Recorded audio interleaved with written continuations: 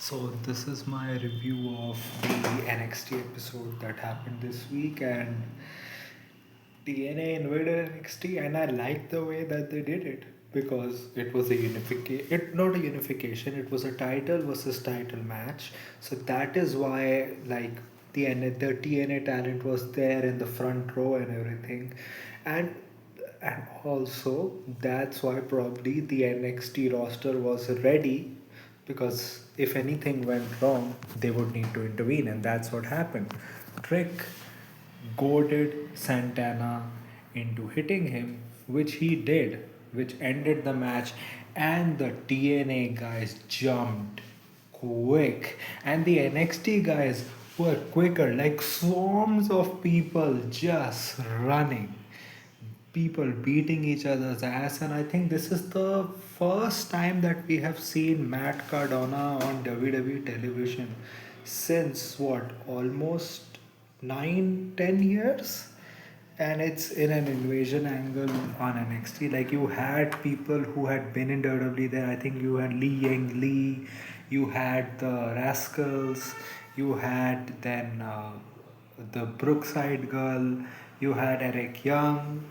So you had a lot of people there, and that's how it ended. And from what I have been hearing is what they're planning to do is they will do it in storyline in a way that TNA has kind of like taken over the performance center, so they will probably shoot some of their TNA episodes there. And what that will force NXT to do is go on road for a couple of their shows. So I think they probably already had a plan, but I'm liking the way that they have woven it into a storyline of an invasion. They have also filed a copyright patent for the invasion. So we're probably getting an NXT TNA PLE invasion. We'll probably get war games also there. So I'm pretty excited about that. And even aside from that, the show was pretty good. I think probably better than Raw. The lights out match, for whatever it was way better than what I expected between Miles and Lexus. Like, Miles interfered in the entrance, and then he gave like a zigzag while everyone was calling for him to give an RKO because he looks like Randy Orton. Though he got most of the tables, but Miles won the match. So I hope now he moves forward because from all the matches that they have, I don't think Lexus has won. Oh, I think he probably won the blindfold match. So I think this should end now. You also had Ethan Page in the ring. You had El Hijo del Wagner, the Latin American champion of AAA. So Ethan challenged him to a match. Wagner immediately tapped him out with an ankle lock. But voila, I also thought that how are they giving another company, even though they have bought it, so much like power over their superstars? And I was right in my suspicion because it was Tavion Heights when he took off the mask. And Ethan Page is going to face Tavion Heights at No Mercy.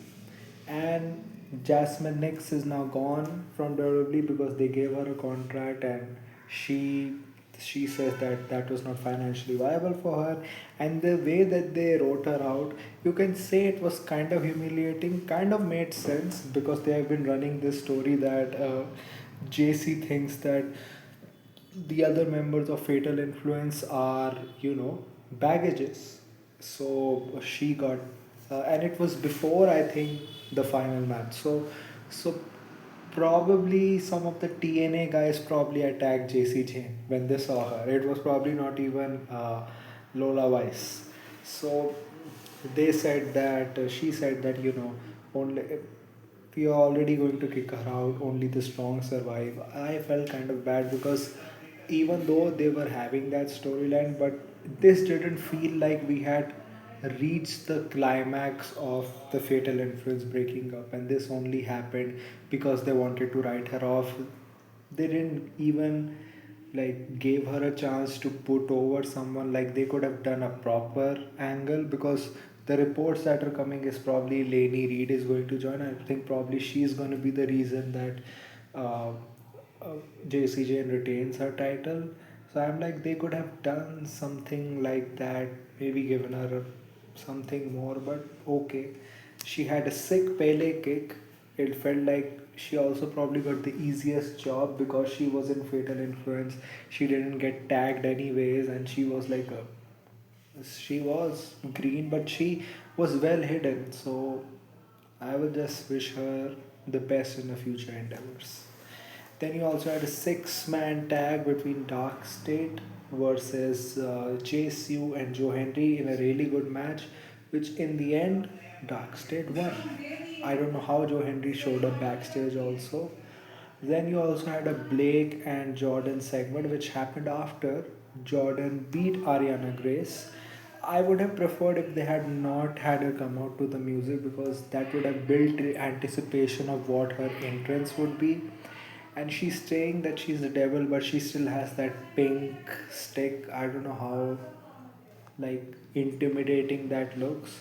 So I think Stevie Turner, I don't know who, Stevie and uh, Robert Stone, I think they announced, for Stevie announced that it will be a weapons match, and Robert says that it will be a steel cage. So you're gonna have a weaponized steel cage match. You're gonna have the Jericho, the Ambrose Asylum match back in WWE again between Ethan Page and Tavion Heights.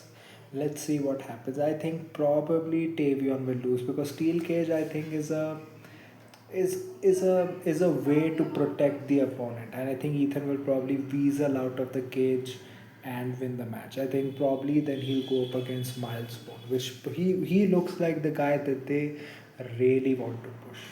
And you also, it was announced that Javon is going to face Josh Briggs at No Mercy as well. And especially, I think what I really liked about the NXT TNA invasion was Ricky just nonchalantly walking, not noticing anything. Oba still grabbing the title. And I think this is the best Ricky has looked in NXT, even after losing the North American Championship. This is the most aura filled I have seen him. This was a really good episode. I am excited for No Mercy. My predictions will be out probably by tomorrow, or I think, yeah, probably Saturday also. So let's see what happens with that. So what did you think about the show? Tell me in the comment section. If you like this type of content, if you like this review, like, share, and subscribe. If you don't, then share it with those who do. My social media accounts, which are my uh, Twitter/X account and my Instagram account, links are in the description. So go follow me on that. My UPI ID link, which is shared by the rate OKICICI, is also in the description. So go donate any amount of money which can help me make YouTube a permanent career option. So that was it for today. So thank you. Goodbye. Alvida.